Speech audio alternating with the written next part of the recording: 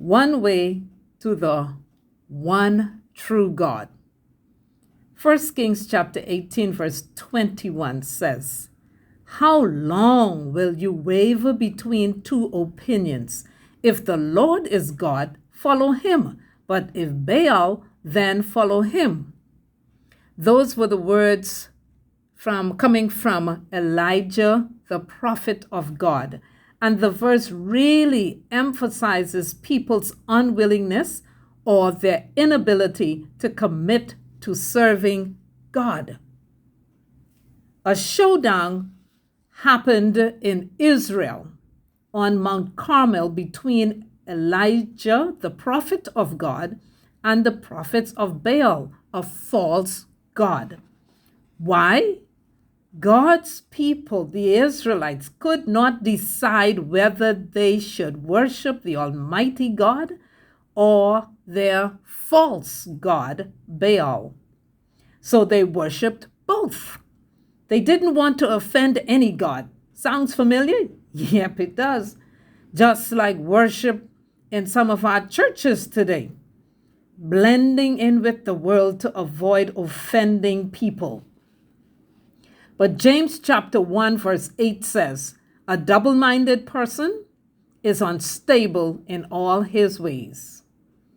Now, this verse here in 1 Kings chapter 18 verse 21, where the prophet confronted the Israelites about their devotion to more than one God.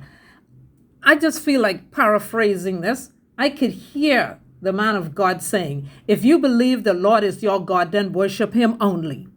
But if you believe that Baal is your God, then worship him only.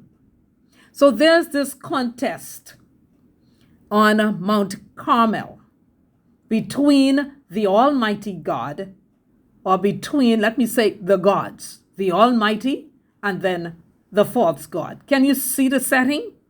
The prophet of God versus the prophets of Baal. And there was one rule, one thing. It says that the God who would send fire to burn up the sacrifice that was on a dry, unlit stone altar would be the God to worship. Well, the prophets of Baal were first to prove their God was the most powerful. After hours, though, several hours of calling and shouting out to Baal, even cutting themselves, shedding blood, nothing happened. But when the prophet of God, Elijah, the man of God, prayed to the Most High God, God not only sent down fire and consumed the sacrifice, but his fire licked up the water in the trench, which was around the soaked altar.